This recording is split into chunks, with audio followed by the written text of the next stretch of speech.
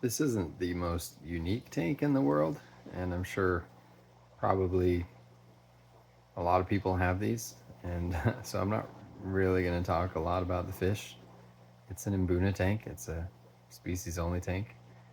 There is a little Synodontis dwarf catfish in there that I would get out if I could, but I'd have to take all the rocks out to get him. So he stays. There used to be two of them, but mbunas are jerks. I mean, they're pretty, but they're jerks, and they kind of attacked one. And the only reason I got him out is because he was kind of beat up, and so I was able to catch him, and I put him in the 220 Tanganyika tank where he was always meant to go. He was actually just a holding tank for these two until they could move over there. But now I don't really feel like tearing this thing down to try to catch the other one. So he seems to be living in peace with what's here. But other than that, just mbuna.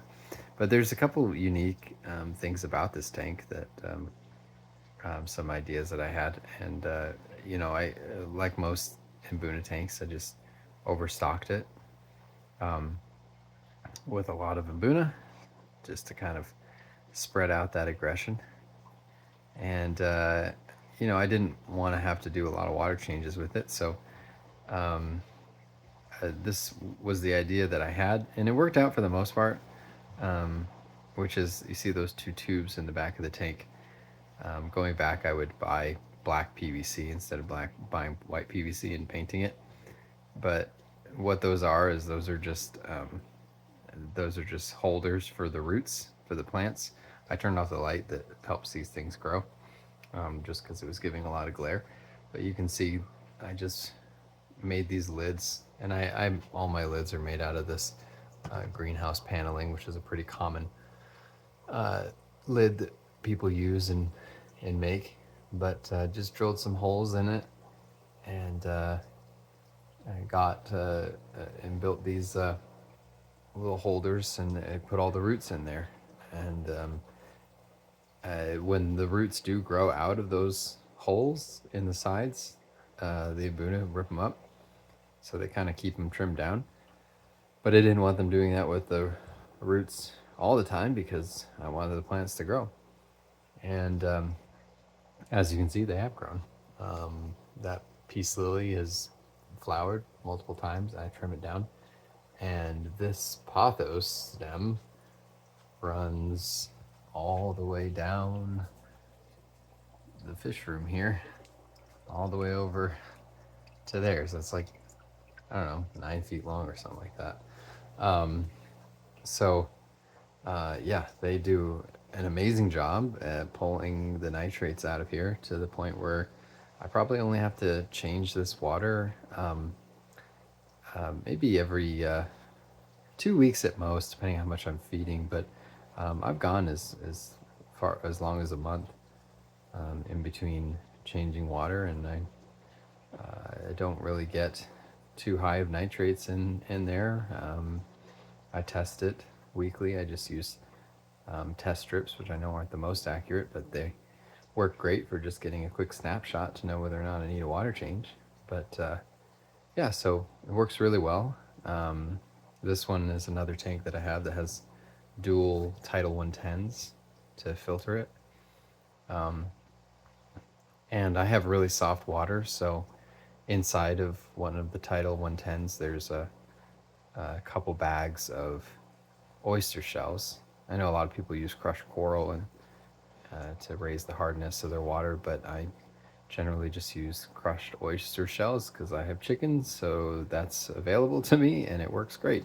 So I just put that in one of the filters, and I was able to do the black sand. This is just the black blasting sand from Tractor Supply that I use in a lot of my tanks, and I know a lot of people do that.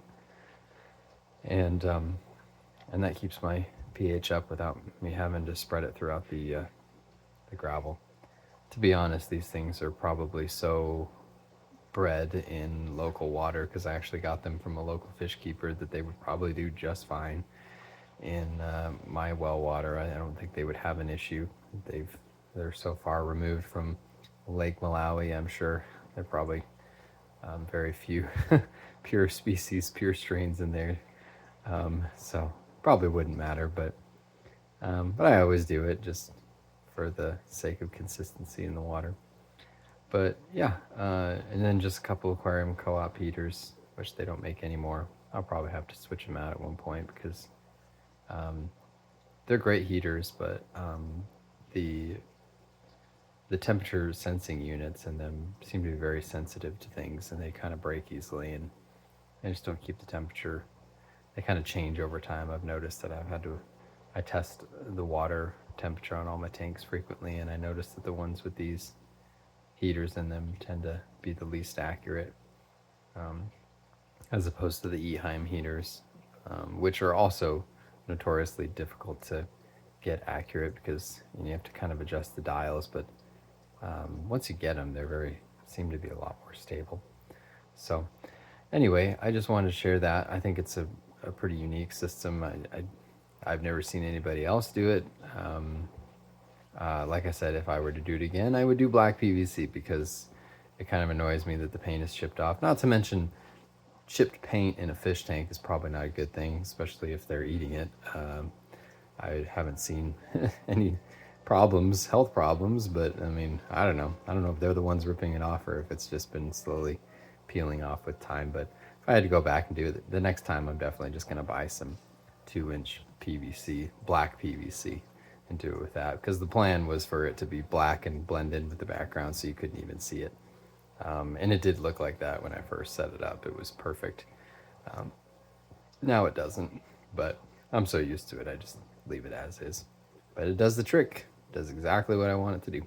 So thanks a lot for watching. Hope you got a good idea and maybe go try it and do it better than me and then send me some pictures. Thanks.